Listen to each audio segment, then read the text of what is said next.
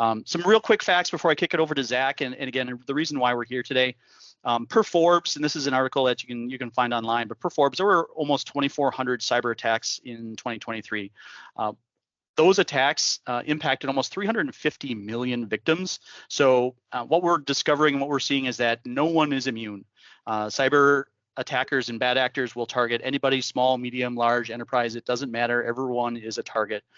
94% of organizations out there have reported email security incidents. And with the advance in AI, they're only getting more and more sophisticated. Business email compromises accounted for $2.7 billion in losses. That's from 2022. I can only imagine it was worse in 23, and I'm sure it's accelerating in 24 too. And then 74% of account takeovers start with a phishing attack. So there is no protecting us 100%. What we're here to do as your MSP is to really help you minimize the risk.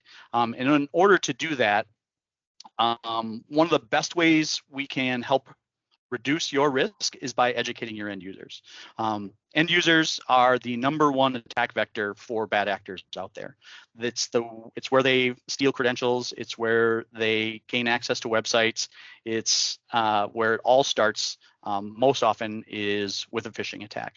And so when looking at a partner, we again wanted to find someone that was going to be great to work with, easy to work with, but also provided a great product. And that's why I want to introduce you to my friend Zach. He and I became fast friends when we met in Florida. I spoke with a number of other SAT vendors as well. Zach, though, he really won me over. And I don't know, hopefully everyone's watching on camera, but I do want to share. Obviously, when you're at these conferences, you do get these really fantastic tchotchkes. Infima went all out with this coaster and this picture of Zach. And when I saw who we were going to do business with, I was absolutely enthralled and said, this is the guy. So with that, Zach, I'm going to kick it over to you. Let's talk a little bit about Infima and who you are and what you do. Yeah, Jay, appreciate that. And yeah, that coaster, that picture just kind of hit on quickly was one that I took years ago, and I sent it to our marketing team as really a playful joke, and then also followed up with me and my dog, thinking that would be the one that would be used. And lo and behold, it found itself on a coaster, which is now floating around the country, which is phenomenal. So thank you for that. Yeah, no, like Jay mentioned, my name's Zach. I'm with Infima Security, and we focus solely on security awareness training and simulated phishing. And much like Jay hit on, obviously there's a mass importance behind. We can have all these different tools in place, which are all necessary, but at the end of the day is keeping your end user trained, right? And just keeping all your end users on their toes at any time, understanding how to recognize potential threats. And the thing about this, I think that we need to also hit on too, is while it's incredibly important to keep our company safe, we're also keeping these people safe beyond the office. Right, everyone more than likely has a personal email or a social media site or any of these types of things, and it keeps the end user safe between both the training element as well as the simulations. So, give a little bit of background on Infima. We're headquartered in Orlando. I am in the Tampa area in Florida, but founded, I should say, I guess in 2017, and both of our co-founders went to University of Florida together. Both went in different directions and then actually came back. And one of our co-founders specifically was in and around the Department of Defense for over a decade. And his, I guess, very, very high level resume, if you will, was intended to protect the intelligence community. That was his entire focus. And so Infima was born out of, how can we help, MSP partners like Ontech provide their clients consistent training and phishing, right, and protecting their end users. So really, that's the kind of quick inception, if you will, of Infima and what we're here to do. From it's a training tool, and Jay, if that's all right, I'll just kind of jump into just really how things work and flow. Does that work for you? Just kind of give me a good overview there. Yeah, please. I'm sure people would love to kind of see some examples. Fantastic. So I'll share my screen here and just walk you guys through it. But what's really nice is when this rolls out to, one second, make sure we're on the right frame here, right? So you should have like an email inbox, and that is intentional. My name is not Bruce Wayne when we start clicking on some of these emails. But what's going to happen, right? Just so everyone on the team has a good understanding, right? One of the things that Infima is believing in is consistency, right? Consistency in both training as well as the phishing and how the two marry together to keep your end user just as properly trained as possible. So when we're looking at it from a training component, right, you'll have these courses that'll roll out throughout the year. And just so everyone knows, right, I'm sure everyone's thinking, how training, right? How long is that going to take me? But by design, and FEMA has created every single course to be 5 to 7 minutes, and that is intentional. And just so everyone knows, that 7 minutes is also based on research, right? So 7 minutes is what it takes to hold someone's attention span, but also 7 minutes is where people can retain that information. So just keep that piece in mind. But the training courses, when we'll send those to those end users, what's nice about it is when they go out, the end user is going to have just a simple start course link button. So no one is going to have to have another username and password, right? So when we're thinking of roadblocks or things that end users could run into to prevent them from going and doing training, it's very simple, very straightforward to jump into that course. There's going to be a simple quiz. I say simple quiz. It's a quiz, that shouldn't take them a whole lot of time to do at the end of every course to verify that they did go through the course, they did understand the material. But to help keep the entire organization on path, right, there's going to be consistent reminders as well. So to keep everyone's mind at peace, right, if you're hiring someone new, maybe you're at a conference or you're on vacation, it's not the end of the world, because if you forgot your training or forgot to do it or accidentally deleted it, you're going to be continued reminded to get it knocked out. The topics that are being covered too, just so we all have an idea, they're all pointing to a core standard for security. It's references NIST, right? And that's going to hit on training your users on, yes, phishing, but as we talked about too, it's multiple different security topics.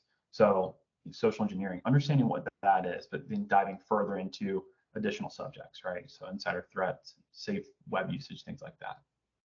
From a phishing component, right, simulation, to be very clear, everyone at the company is going to be getting a different email sent to them at a different time on a different day. So the intention is, if everyone on this call were sitting in a room, I can't look over at Jay and say, Jay, don't click on this email, right? Because while that is a good practice to have in place, don't get me wrong, we want to make sure that we're training these end users individually on how to recognize different, we'll call it red flags, and ways to avoid clicking or even dealing with these emails in general.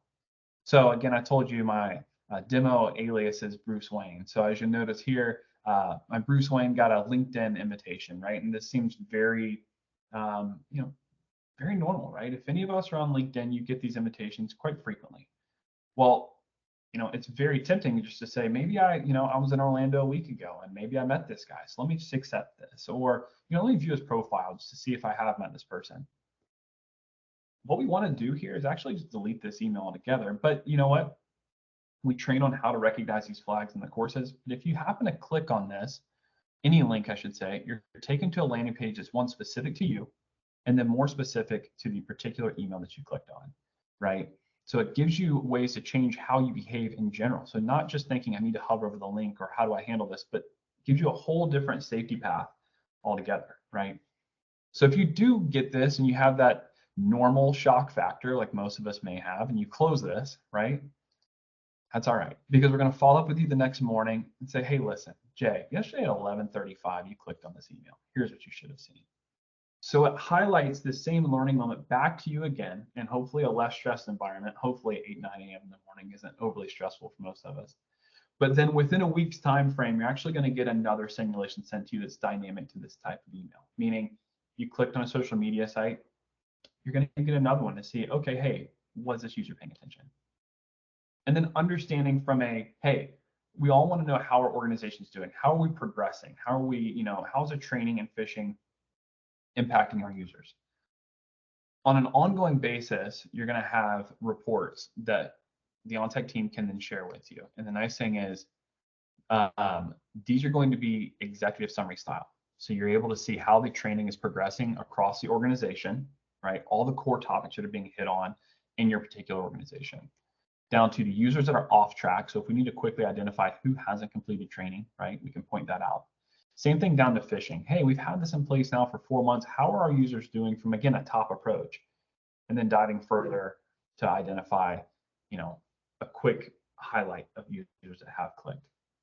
Within the portal at any time, Jay and the Ontech team were able to dive in further. So if you're doing maybe a QBR and you want to understand, over the last 90 days, how many people have clicked and what was the time window that they happened to click? Or, hey, you know what date, because we're going through a particular audit, have end users completed XYZ training? The Ontech team's got those reports that they can happily help pull those for you, but this is intended to give you consistent month-over-month feedback, so you're able to see this ongoing progression across your company. And then really one of the biggest pieces I'll say that really wraps this up, right?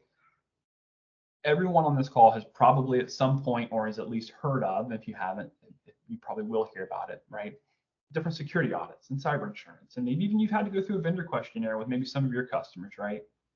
Well, if you're saying, hey, we have training and phishing in place, safety to have that proof, that element of outlining what you have. So the Ontech team is going to be able to provide to you a policy that will outline your organization in your entire program. So I mentioned NIST earlier as a core framework we work off of. So these are all those core security topics, like I talked about, not just phishing you're being trained on, but all the way down to the frequency of the program. So at any time you have this on file to be able to provide as a proof element, right? Should you be questioned on what the program entails. So hopefully that kind of gives a long-winded, as Jay has learned, I can be very long-winded, so I have to wrap this up, but a good, clear picture as to how things progress and how they roll out for your organization. So, Jay, did I miss anything? Is there something maybe I could dive into further? No, I mean, that was a great job, Zach. I think you hit on all high points. I think one of the things that was really instrumental for us in making the decision to go with InFEMA as well, I had mentioned earlier how the maintenance on our end is much easier. So we are able to essentially work within your Azure tenant or your Google tenant if you're a Google customer, and have the phishing and the training emails injected right into your systems. So oftentimes there's issues in the past with whitelisting a domain in a email threat protection, or some other means of getting the actual targets blocked from receiving phishing and training. That's no longer going to be an issue with InFEMA. We have some setup that we need to do on the front end, which we'll be beginning here starting probably Thursday, and from there on, as soon as we get people synced up, people within your organizations will begin to see the phishing attacks. I did post in chat as well. The training cadence is as our current cadence is with our previous provider, and that is once quarterly. You'll receive training. You'll receive that training. Is it the first month of the quarter on the first Tuesday, Zach? So yeah, so it's the first and third Tuesday of each month is when those notifications go out. So okay, Jay, to your point, yeah. So that's when that say next quarterly course comes live.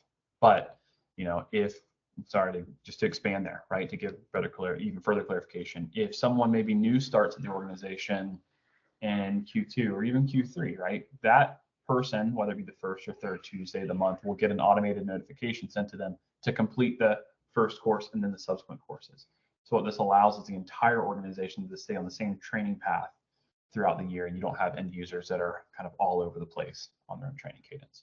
Would love to hear from anyone else that's on the call, either in chat or I think Jamie can let loose some of the controls on your mutes and your cameras if you'd like to pop in and ask Zachariah a question. We'd love to hear from some of all of you. There was a question in the Q&A from Dave. He said, if a user deletes one of the training emails, does it repopulate in their inbox? That's a great question. I don't want to take this training, Zach. I'm just going to delete it. Yeah. So that end user will continue to be reminded on the first and third Tuesday of each month. So much like if you were a new hire or you were at a conference or whatever the scenario is, it would continue to remind that person politely, but direct to that person to complete their training, right? So yeah. Mary asked, what is the cost of this? That I would leave to, I don't get involved in that, I'm afraid. That I'm going to leave to our sales teams. So Keegan, I see Peter's on this call. I saw Dave is on this call. So your account managers and our sales team will be notifying everyone of any changes. But yeah, I haven't been involved in those conversations actually. So Lisa asks, sorry if I missed this earlier, but will the training come from InFEMA, just so our employees know what to look for? So the training course notifications, in most cases, and Jay, I think we can talk about that to figure out what the best thing is, but we can actually show the training notifications coming from Ontech, or to that way it keeps it seamless here, I think, from a communication standpoint in most cases. Yeah, I believe that we've already within the Infima portal, Zach, I think we've done the branding pieces, the trainings. Okay. So we've piloted this, just so everybody knows, we've piloted this internally with Ontech for the last month. And I'm almost certain that the first training that I received, which was on the third Tuesday of the month, based on the cadence, was branded with Ontech. So you should see the training coming with Ontech branding. And then separately, to even make it one step further, it'll show the training course notification will show, Ontech and hang on a second, I'm going back. It'll show both, your organization and Ontech have teamed up to provide whatever the particular course is. So there is, reference there as well. So Zach, Tom asks, what protections do iPhones need if connected to our business emails? That's a good. Yeah, I don't want to get, I guess, I don't certainly overstep my line there, right? I think from a security standpoint, I myself have an iPhone.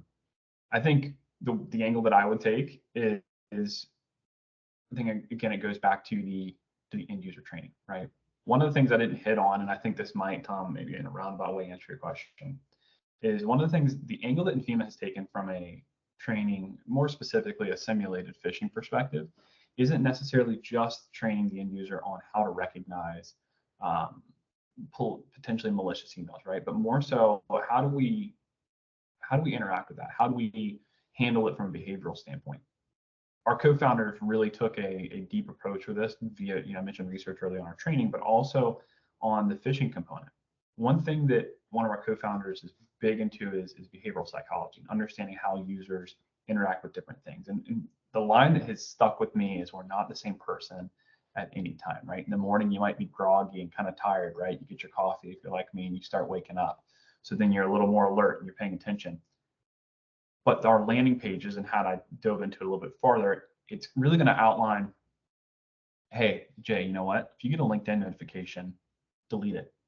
Go to LinkedIn and verify that connection request there, right? And if we're on our phones, right, we're able to do that same thought process. So if you're on vacation, maybe you're catching a flight, you're able to take that same thought process, that same behavioral approach, and use it even when you're on your phone, right?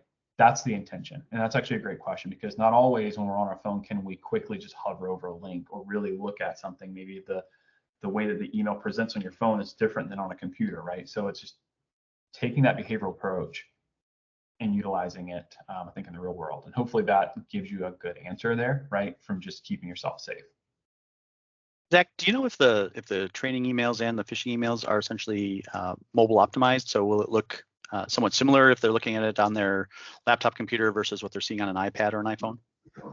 Yes. So you'll be able to open it on your phone or on, obviously, your computer, and you should, it will, I guess, reframe, if you will, to be able to hit that mark. Perfect.